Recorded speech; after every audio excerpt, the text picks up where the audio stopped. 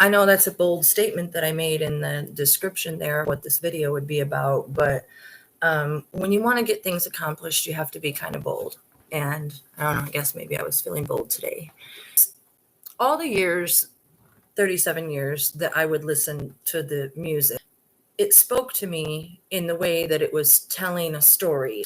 And when you hear songs, they take you back to a place that you might have been in that life. And that's what music's meant to do, is move you from the inside. And that's what Prince Rogers Nelson music always did for me since the time I was 13. I was taken to see Purple Rain. And my favorite, everybody knows there's no all-time favorites, but mine would have to be the I Would Die For You, Baby, I'm a Star combo. I used to go home, and when MTV would play it, I would just stomp out the whole floor with the console TV. So that was always fun. I thought all females, and possibly males too these days, felt the same about him and could hear the music the same way that I could. As I know that everybody that truly loves Prince Rogers Nelson loves him in such a way because his music felt like it was spoken right to you, And it was, because what I used to tell people, even before my experience, was, wow, man, it's like Prince's music. It's like God singing to you. That's what I would say, and yeah, even the sexual ones, people can say what they want. But when you listen on a deeper level, some of the stuff that people think is sex is not even about sex. But in this day and age where Eve, the mother of all, was taken out of the life story, you got to bring the sex aspect back into it in a certain way. And he did it in a very respectful way. So I think that was the beauty and the glory of the sex. It wasn't to get the parental tag sticker that everybody wants to talk about. That's just nonsense anyway. Sex is a beautiful part of nature. What I wanted to say was that the music, all the 37 years, it spoke to me in ways that even the closest of my family members did not. I lost a younger sister to suicide when she was 19 and I was 21.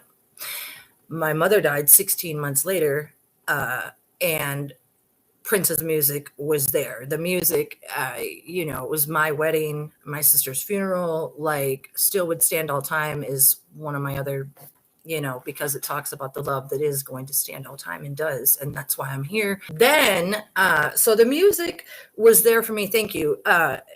In a way that nothing else ever was. It's hard to explain unless you feel that same way about the music. And yeah, I had my little girly fantasies about him talking right to me, but for the most part, like when I would hear The Most Beautiful Girl in the World, I would want every girl to feel that way. It wasn't something I wanted to keep to myself, nor do you keep anything that grand to yourself.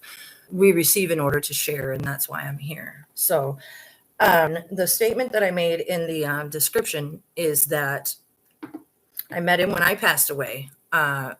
And I passed away in 2010, July 20th of 2010. I had instance to use heroin, and I overdosed, and I was away for quite a long time. And as the ambulance guys were coming up the stairs, and one of them was standing over me, no Narcan or anything in 2010, I believe. But anyway, I shot right back into my body and just took a real big breath like that. And moreover, I will talk about it at another time. There is an opioid attack on our country and on our world, but America especially, that is part of the whole Prince Rogers Nelson death investigation program. That's, again, part of the reason that I'm here. So again, I wanted to share, because I told you everything that you will hear from my mouth is honest, which is why you don't see me reading a script or thinking very hard, because when you speak the truth, it just flows. The flow. Okay? Listen, every time I do one of these videos and every time I share things, it's like I get more and more truths in my telepathy and in my hearing and in my soul hearing and things like that. So it's a gift, and I'm appreciative. But it is hard to grab and retain sometimes because it's foggy. I want to tell you quickly that when I died that day, the very first thing that I saw, well, first of all, I didn't remember anything until 2020, the spring of 2020, when COVID-19 came upon us and social distancing was a huge thing, and we all went on lockdown, and my son was out of school and we were home. All these crazy things started to happen in my life, and every single one of them has to do with the one the world knows as Prince and Prince Rogers Nelson. I say Prince Rogers Nelson a lot because in my investigation of the investigation, I have found that there are, in fact, two at least two investigations, and one of them is into Prince, and one of them is to the death of Prince Rogers Nelson. One of them is the residence, and one of them is the Paisley Park Studios. Anyway, the first thing that I remember now, when I passed away and I was in this place, the very first thing that happened was there was a Prince person that opened a door, and I said, "Oh, I didn't know it was you." And he said, "Yes, that's what everybody says," shrugged his shoulders and walked away and disappeared into Never Never Land. Then bim bam, you're in other places. I was escorted around heavenly places by beings, angels. They were like angels slash what the world depicts in movies as UFO people, like angel UFO people. That's just what they were. I can't really describe them or anything like that because they don't really have like a body. They're talking to you like telepathy style, and I couldn't see myself, but I knew that they were there. It was decided that I did not kill myself, and it was like, from my memory now, I think they were trying to decide if I had to stay dead or if I could go back or something. And I'm not really sure about that. But what had happened when that was going on, they were like, well, you can take accountability for yourself today with Hashem, the creator of all things, if you want to, and maybe you can earn your way back or something like that.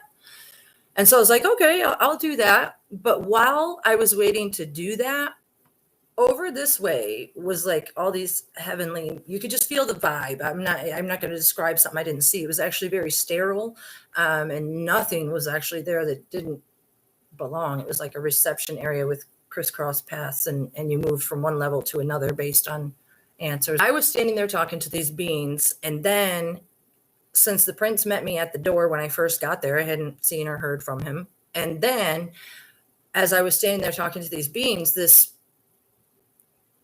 I don't want to call it a shadow. It was more of a light being, essence walked by the hallway. And as soon as I saw or felt that essence in my essence while I was standing there talking to the beings, I was like, whoa, like that's Prince or something. What is that? Like, what is going on? I could feel his energy from where I was across the room. Then it was explained to me that it was, well, Prince Rogers Nelson, the man that we know as Prince Rogers Nelson, the one I saw in concert 5 or 6 times, I can never remember, and I never want to tell a lie. He came and talked to me. He showed himself to me as the one we know as Prince, like, I think it was like 2009, 2010 Prince, that's kind of how he was looking when he showed himself to me. And he had on, at one point, some pretty, robe type thing, and like King David. That's what he reminded me of. And then he brought out the holy books of life for my life. The books of life that were shown to me, they were like holographic. He pulled them up out of nowhere and showed me. They say when you die, your whole life flashes before your eyes, but it wasn't flashing before my eyes. It was like being shown to me, like in a way that every little thing that I had ever done made sense as to why I had done it, good or bad. And so based on that, I was shown these things and told these secrets. I was found worthy to have these secrets. It said in 2010 that that Prince was had hip surgery. If you look up all the things that Prince did in 2010, I believe towards the beginning of the year, he was promoting the 2 CDs there over that he gave away in the papers across country there. I can't remember what they're called right now because, there's a lot in my head. And then there was the 2010 tour. There was the BET Lifetime Awards, the 2010 tour that moved into the Welcome to America tour in 2011. So I myself have had a torn labrum in my hip, and I was looking at having hip surgery. Hip surgery was told me something that I did not want because the recovery can be 2 to 4 months. So if in fact Prince had a hip surgery that was so terrible for him, why Was he able to keep performing at the concerts and the BET Awards and the 2011 Welcome to America tour? People can say, yeah, he put on boots and started wearing flats and using a cane. But the fact is, the cane wasn't there for that reason. It was there for looks and much more specific reasons that I won't get into right now. And there's no proof whatsoever in the files of Prince Rogers Nelson or Prince having any kind of hip surgery. The only mention of it is by by Richard Pelequin, something like that. And he stated that it was done by Dr. Truesdale from the Mayo Clinic in 2010. Back on track, I was shown the life books, and I was told I had a purpose and that I was part of a lineage of some great, great souls. I think like the biblical souls, if I'm not mistaken. And though that's a lot to say, I feel kind of like I'm vibrating while I'm saying it. But that's what I heard, and that's what I remember. What they had told me was this. Prince had told me that he could hear me my whole life. I forgot exactly how he said we were connected, but that we had been connected our whole souls of lives, being all the way back to like Adam and Eve or something like that. And that he could hear me. And I mean, to the point where he told me things about me sleeping with a knife under my pillow because I used to be so scared in my life that, he said part of the reason I was scared is because he was always there as the creator, keeping watch over me. So thank you. I was told that I had been here so many times, that we are definitely reincarnated. We just don't remember it because our memories and our souls are washed clean or something. What had happened was in 2010, when I was there, he was there too, because what I was told was that Prince Rogers Nelson, I want to say that he told me that he was a human like me too, but he was also like the creator, or he was used like the golden calf to, like he sold himself. And that's why I would always write slave and stuff like that on his face. And they blamed it on the contracts with Warner Brothers and stuff like that. But it actually runs much deeper. It's actually a more high level contractual duty. He gave his essence of who he is as the creator, enslaved himself to the music and to the gatekeepers of the music, so that he could bring the music to me and to us in a way that we could hear the grand purpose. And when I accounted for myself there in heaven that day, and they asked me, like, they were like, how did you get here? How did you earn this? How did you know this? And I said, from the music. And just from music. It wasn't just Prince music. It was music my whole life, everywhere, 50s, 60s, 70s, 80s, just everywhere, every day, all the time. So what I mean to say is the reason that I was able to bump into him in 2010 when I died is he said that, I think that he said that his man, Prince Rogers Nelson, man person, has been kept under like a type of hypnosis or drugged out situation. While he was there in 2010, the reason that he was there is because they were doing some kind of DNA type something on him, where I believe they were trying to create a double for him. And that's why there's two investigations, one for Prince Rogers Nelson and one for Prince. So he said that in order to do that surgery or whatever it was that they were doing or something like that in 2010, that he was taken out from under that, drugged out. And that's why he says in Love Sexy, because there's no smack in my brain. So think about if you had a very powerful spirit that you wanted to keep, under, and then use their intellectual property when you wanted to, when it was convenient for you, because it was sold to you for a grand purpose. But that purpose was for an overall good reason. And that was so he could bring us the word, get on the boat, people, the word.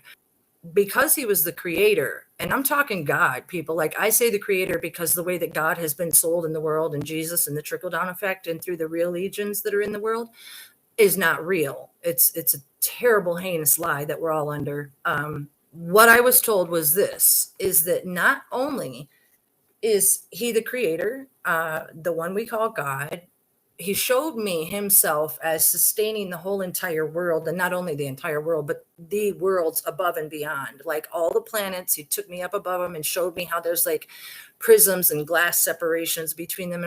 He showed me how all of our souls, like my soul, I'm Elizabeth, my soul is somewhere. I was given that glimpse into these things because we are all as souls meant to reach our purpose. Like before you come into the world as a soul, you kind of, I think you kind of say, I'll do this or I'll do that, or you can say, I just want to chill on the beach and be a bum and whatever. But I think what I said was, I'll do whatever you need me to do. And I meant it. And so then some souls were called back, I think the same day that I was there, and everybody wanted to help. They were told that there was a great lying plan upon us, and that the gatekeepers to the ones that make time cheated on some things. He needed to pull some strings and let me know what was going on, because he was getting ready to end things as we know them in this world. And that I would be okay, and that my family would be okay. And we got into these very lengthy discussions about Mashiach, and that the reason that why he had never exposed himself to the world was because there's this alien aspect to everything. AI, we call it AI. The big secret, and the reason that his kingdom hasn't been ushered in yet, is because he told me something about the people that came before the ancestors and stuff. Somehow, how do I be frank and say this, man? I don't know why they couldn't say that it was aliens, or if people got scared, or what the deal was, or if people wanted something for themselves. Like, say there was an ancestor who didn't tell the story because he or she, probably he at the time, wanted something for himself. But like, I don't know. I'm not saying that's true. I'm just saying maybe, I don't know. But myself, I'm not here because I want anything at all. I want to give him glory because, oh my gosh, all the things that he's done for me in my life and my family. And like, that's what I said when I was there. His music and that soul that I felt walk by, even without, like, it wasn't even a person, it was just a soul. So I told him, and he knows that I have a great, all the love in the world, front, back, sides, up, down. And I'll do anything. This isn't all fun and games, you guys. I may laugh and smile and play and be sarcastic, but it's how I get through it, because I have to exist in this reality and that reality. So this is me. That's what you get. What was really cool, the soulless people, it's like if you watch the movie Soul, that's kind of how I remember it. They have like outer edges, but I don't really remember anything else. Plus, he's really shy, and he's had such really ugly things done to him through time by being the creator and the sustainer of all things, both physical things and, attacks on his soul. If you are a Prince fan, a heavy listener, so you know the music, you don't just turn on the radio and hope to know. And yes, Prince, Rogers Nelson, the creator, the one who I saw the Milky Way through his eyes when I met him, and he came out of his throne, and the angels carried him out on his throne. The people that were using that source got greedy, and this is the reason why it's never been told. It's the facade. It goes with the alien elite lie that the grand scheme in the world is to use the fact that AI technology has existed for a very, you're talking Anunnaki people, cuneiform writings. They don't talk about that in the Bible. They don't talk about how they removed the book of Enoch. They want to sell Jesus, John 3:16, and call it a day. And when I passed away into heaven that day, and I asked what the hell was wrong with the world, why this, but nothing gets any better. And, Prince has a song called The Pope. We see things like that, they wear these big red hats and sell themselves as God. You have to ask yourself why. There's a lie in place. And nobody was going to have the cojones to reveal that aliens were going to be used as the grand scheme, end all be all, scare you to death. And why would anybody ever keep this information to themselves is beyond me. And because I love him with all of my heart and soul, and because our family name of pride has been taken away, I believe the powers that be, the evil DECIEVE that's in the world, plans on trying to say the aliens are our enemy and then offering the RDIF chip as your savior. That's what I was told that the plan was.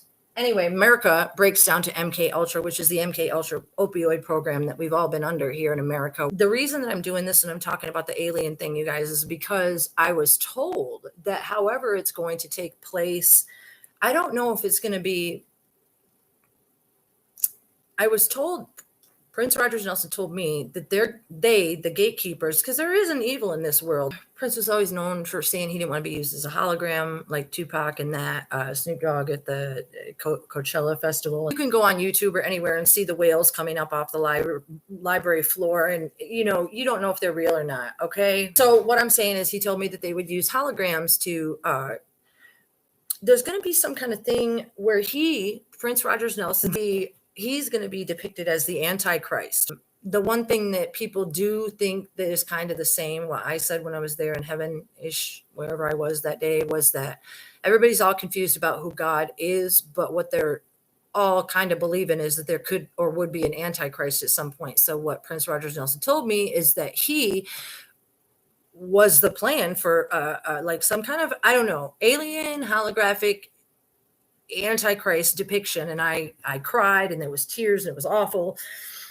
And he said something, he said it's worse or something. He said there's video or something like that, because the way that time has appeared to us anyway, it's like when you take a picture, it's like time and the layers of the universes, they layer on top of each other. And in that way, they've been able to create a digital haze around us in a universe that isn't even real. When I was there that day, he showed me the stuff that's beyond. And when I looked down. The earth is at the very bottom and getting ready to crash and burn. The resources being depleted, people's hearts being broken, people asked to cover their beautiful God-given DNA with a mask, because they want us to mask ourselves while they unmask themselves and make you fearful. And then while you're in that fear, if you're shown a 9/11 times 2 or 3 type situation that puts you into the biggest fear of your life, that fear is then harnessed and used in the universe in a very terrible way. It makes the evil stronger than they need to be by people believing that that's what's real, by turning on CNN and saying, "Oh, but I saw it with my own eyes." I'm trying so many different ways, but you can't make people listen. Before we come back as new souls, it's like the Men in Black. They use that little flashy thingy to flash away your memory so that they can sell you a whole new story.